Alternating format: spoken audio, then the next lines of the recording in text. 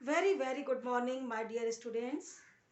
Again, we are here for the study of the remaining part of Unit 9. Chapter name is Saving the Gharyals. And this is the paragraph number 14. Okay, we are reading from paragraph number 14. For example, the beautiful Satkosia George in Orissa appears to have everything a घड़ियाल could want: fish, sandbank, production. अब ये example दिया जा रहा है कि उड़ीसा का जो सतकोसिया जॉर्ज एक सुंदर सा एक रिवर है, तो वो घड़ियाल्स के लिए सब कुछ वहाँ पर है। घड़ियाल को चाहिए फिश है, सैंड बैंक है, प्रोडक्शन है। But threats such as bamboo rafting and net fishing have been eliminated. और वहाँ पे बैम्बू राफ्टिंग को भी अलाउड नहीं है और नेट फिशिंग यानी कि नेट फिशिंग फिश पकड़ना ये भी वहाँ पर एलिमिनेट है। Yet only 2 of the 700 gharials released here in the past 3 decades have survived. फिर भी केवल 700 घड़ियाल वहाँ पे जो पिछले 3 डिकेड मतलब 10 ईयर्स, पिछले 30 सालों में जितने भी वहाँ पे डाले गए घड़ियाल्स के बच्चे, उनमें से केवल 700 घड़ियाल्स बचे, जिंदा रह पाए। When I visited the George during the monsoon in mid-July, जब मैंने मिड जुलाई में मानसून के दौरान उस जॉर्ज में जाके मैंने वहाँ विजिट किया, तो आई सॉ मैंने देखा how small streams had become torrent, कि वो छोटी सी जो रिवर थी वो बहुत बड़ी टॉरेंट बन गई है। बहुत टॉरेंट मतलब होता है कि कह सकते हैं कि एक बहुत फास्ट फ्लोइंग वाटर वाली रिवर बन गई है।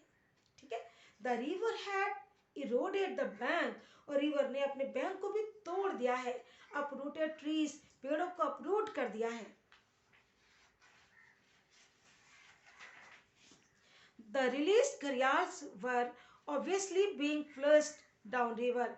तो हमारा ये सोचना था कि इतनी ज़्यादा वाटर फ्लो होगा वहाँ पे कि जो वहाँ पे हमने घड़ियाल रिलीज किए थे वो जो थे पानी के साथ बह गए, इसलिए वहाँ पे वो बचे ही नहीं। Out of the protected area and even into the sea, वो प्रोटेक्टेड एरिया से निकल गए, वहाँ से बह गए, और या तो वो सी में चले गए होंगे या कहीं वो चले गए, मर गए।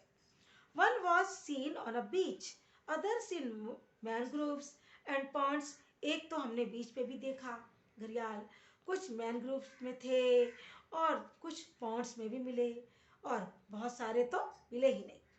Those that ended up in tributaries were caught in fishing net, और जो वे लोग जो उस ट्रिब्यूटरीज में जिनका एंड हुआ वो फिशिंग नेट में पकड़े गए, यानी कि लोगों ने फिशिंग के लिए नेट डाला होगा, उसमें चले गए। इस तरह से हमारा जो प्रोजेक्ट था वो सक्सेस नहीं हुआ। Fishing is a massive problem, ये तो बात बच्चों है ही कि फिशिंग एक बहुत बड़ी प्रॉब्लम है। इन सपोजली प्रोटेक्टेड एरियाज, बल्कि उन एरियाज में जहाँ पे हमने प्रोडक्शन के लिए कुछ रियर अप किया हुआ है, वहाँ पे तो फिशिंग होनी नहीं चाहिए। We saw several gharials whose snouts had got tangled in nylon fishing net। बच्चों ये कह रहे हैं कि हमने बहुत सारे घड़ियाल्स को देखा जिनके स्नाउट फिशिंग नेट जो कि नायलॉन का बना होता है उसमें टैंगल हो गए थे, उसमें उलझ गए थे। It was clear that despite the rules, ये तो क्लियर है कि नियम बनाने के बावजूद nets were being set at night, लोग जो फिशरमैन होते थे वो रात में नेट लगा देते। इससे क्या होता, एंटैगलिंग घड़ियाल्स, उसमें घड़ियाल्स की स्नाउट उलझ जाती। दैट ट्राइड टू स्विम, वो तैरने की कोशिश करती। थ्रू देम और attempted to eat the netted fish, कई बार वो या तो उलझ जाते या नेट के अंदर जो फिश होती उसे खाने के लिए अपना स्नाउट उसमें वो अंदर करते, तो उनके स्नाउट उलझ जाते नायलॉन के फिशिंग नेट में। तो क्या होता बच्चों, in the end they die, वो मर जाते।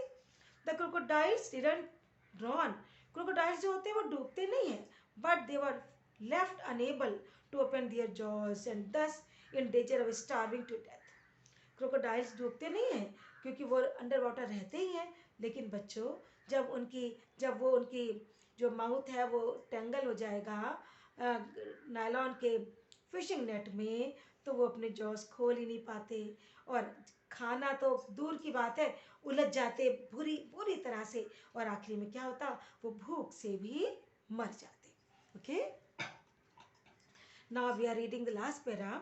Clearly, though the घड़ियाल is not in as much danger as before. अब तो ये तो बात क्लियर है बच्चों, देखिए ये स्नाउ है ना, तो अभी देखिए बच्चों कि ये तो क्लियर हो गया कि घड़ियाल जितना ज़्यादा आज खतरे में है उतना पहले नहीं थे। Our 30-year strategy of captive breeding has not been enough. हमारे 30 साल से हम चला रहे हैं ये कैप्टिव ब्रीडिंग की स्ट्रैटेजी प्लानिंग, लेकिन ये सक्सेस नहीं है, ये बहुत ज़्यादा भी नहीं है। The species faces N uncertain future, ये जो स्पीसीज है ये अनसर्टेन फ्यूचर को फेस कर रही है, and it's survival is closely linked with the needs of the human dependent on the river. और इनका जो बचना या ना बचना ये बिल्कुल लिंक्ड है, किससे लिंक्ड है, उन लोगों से लिंक्ड है जिनका जीवन नदियाँ या समुद्र से या नदियों से जुड़ा हुआ है, जो अपना रोजी रोटी नदी के सहारे ही पूरा करते हैं। फिश पर है, जो फिशिंग करते हैं, फिश बेचते हैं, घर चलाते हैं, वो बेचारे कहाँ जाएं, उनका वही सदियों से उनका वही काम है।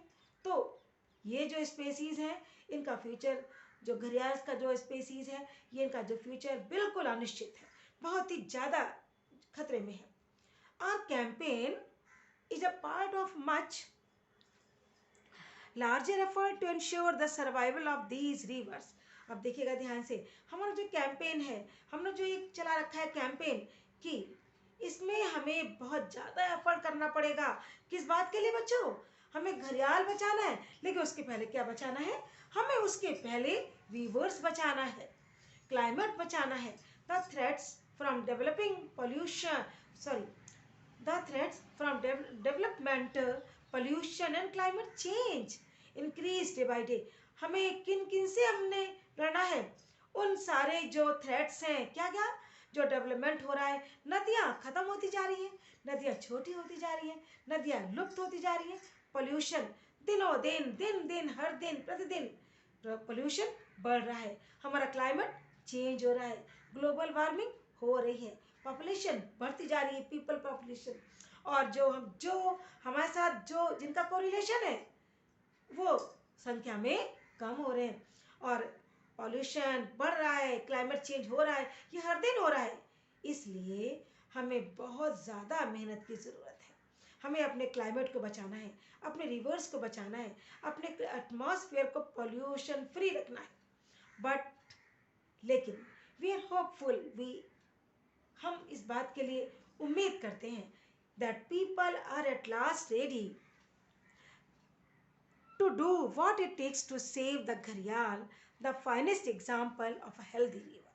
लेकिन हम ये उम्मीद करते हैं कि आप, हम सब लोग क्या करें, कभी ना कभी तो तैयार हों। अभी क्यों नहीं तैयार होते, अभी तैयार हो जाए अपने एटमॉस्फेयर को अच्छा रखने के लिए, इन रिवर्स को हेल्दी रखने के लिए, इन रिवर्स को साफ सुथरा रखने के लिए, इन रिवर्स को बचाने के लिए, क्योंकि ये रिवर्स, हेल्दी रिवर्स एक बेस्ट एग्जाम्पल है हमारे घड़ियाल्स को बचाने का। अगर रिवर्स बचेंगी, हेल्दी रहेंगी, तो हमारे घड़ियाल्स भी बचेंगे।